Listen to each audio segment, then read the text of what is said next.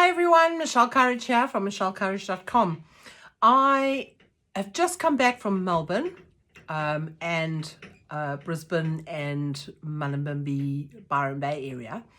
And when I was in Melbourne, I found this amazing deck of cards. I've never seen it before.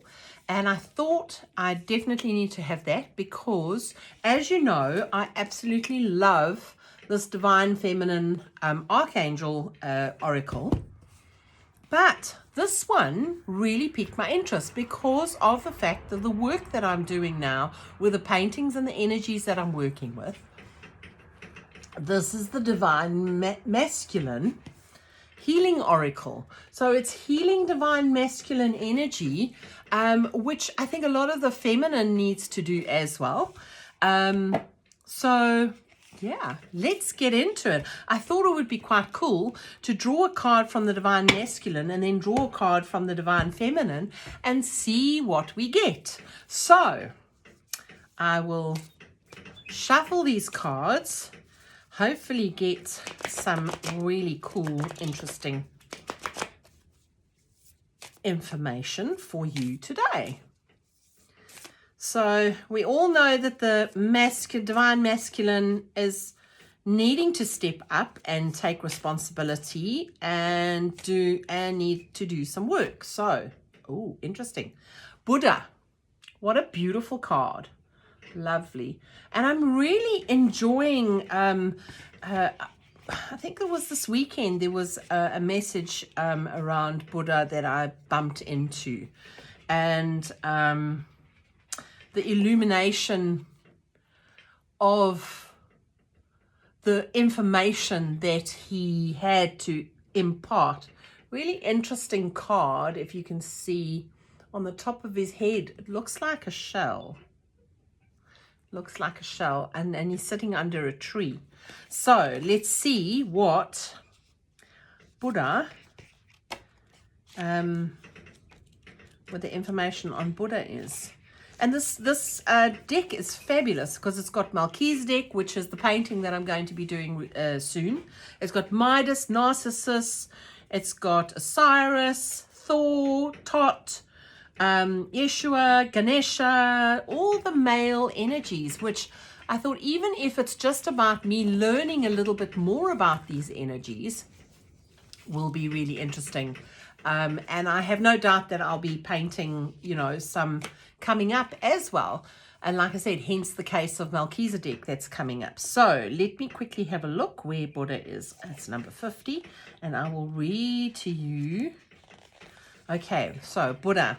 So with this card, it is accepting what has been does not condone the happenings of the past, but allows for moving on. Release rigid mindsets and move forward into a future set on your terms.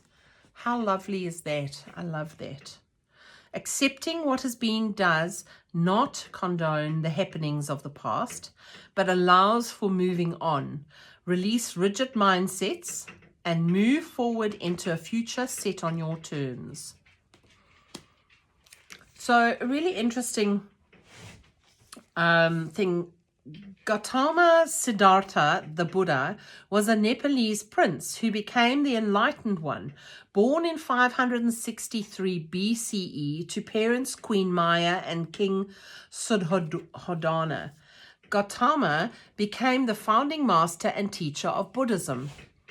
His mother had a prophetic dream that she would become pregnant with a son who would be either a king or a religious leader. When she passed away 7 days after birthing Gautama, King Suddhodana attempted to keep him from turning to religion. He surrounded Gautama with all pleasures within the walls of the palace, sheltered from human suffering. Upon leaving the palace for the first time at age 29, Gautama was so distraught after seeing the villagers suffering, he went on a quest, renounced pleasure, and fasted for 49 days, seeking refuge from the knowledge that human suffering existed. It took time for him to arrive at a state of acceptance regarding the realities of the world. Gautama eventually found enlightenment by meditating under a fig tree, now named the Bodhi tree. I didn't know that. And I think there is a Bodhi statue or something at the Crystal Castle that I've just been to, which we probably did not go right close to. So if you go to Crystal Castle, you can go and have a look at that. I have a previous video that I've just released about my time in Australia recently, where I got activated with the crystals. So really interesting that for the Buddha. So if a friend experiences, so Buddha's message is, if a friend experienced a heart-wrenching tragedy, you probably wouldn't tell them, it is what it is, accept it and let go. That would pile on invalidation atop the agony and suffering consuming them. Offer yourself the same consideration. Acceptance occurs several steps into a healing voyage. It comes at the hand of processing. Premature acceptance can hinder vital processes that need to happen before reaching this stage. Toxic positivity and spiritual bypassing are both displays of premature acceptance. This keeps you disillusioned, opting for denial and repression of emotion rather than truly moving through hardship. So it's really interesting, what we call the Love and Light Brigade, who go around going, love and light, and they're all jumping around in the yoga and doing the yoga and kissing and hugging everyone. I think those types of people actually are on their path to being disillusioned, because true enlightenment, you don't escape going through it. Through whatever you have set yourself out as a soul, the challenges that you've put out. You don't escape that. And you don't escape looking and seeing that kind of hardship around you when you're going through life. Either you're experiencing it, or loved ones are experiencing it, or even with just watching the world at the moment. There's a lot of people suffering. But it is learning to be accepting of the fact that this is just how it goes, for peace, to have peace within your body. Because if you're fighting it the whole time, you're not getting to raise your vibration through it. It's actually detracting from you, and you're focusing on all the negativity. It is comfortable to stay in disillusionment, pretending that bad things don't exist. It is easier to pretend that things are different to how they are. Prolonging the inevitable will not help. Pretending your current situation is not as bad as it extends your suffering. Accepting and experiencing the pain of reality now is tenfold better than continuing to deny the truth. Accept what has happened to allow what will be to enter. And that, I also feel, is a huge thing around being accepting of the fact that this is unfolding for you. I think really helps us to work through stuff that comes at us at a quicker rate. So let's have a quick squiz and see what the answer is on the divine feminine side. So this is this deck by Alona Fairchild. I really love these cards. They've just got such a gorgeous energy. Really enjoy that card. Let's see what's coming out. There we go. Okay. Charity. Great love is on its way to you. And that doesn't need to be a physical love, or, a love as in, it can be a love of life. It can be a love of what you're creating. So great love is on its way to you. And there's a lot of angelic energy in this card. Lots of pink roses. Pink, that pink color is just the most beautiful healing color. So let's just have a quick squiz and see what Alona Fairchild has to say about charity. Archaea Charity, great love is on its way to you. Archaea Charity, generous love of the goddess, is the twin ray of Archangel Shamiel. They are the angels of the heart chakra and assist in learning about self-love, forgiveness, and romance. There you go. There's that forgiveness. I think Buddha had to learn to forgive himself as well for, retreating into the heavy negative energies and hanging out there for too long. You can call in your angels, these angels, when you're feeling emotionally hurt, and they will help you to mend your heart. Archaea Charity's crystals are morganite, petalite, and rose quartz. Archaea Charity and her sweet angels of love are preparing the pathway so that you can experience a deep, satisfying love. Perhaps you've been hurt in the past and are dubious about letting people into your life, or maybe an existing relationship has recently gone stale.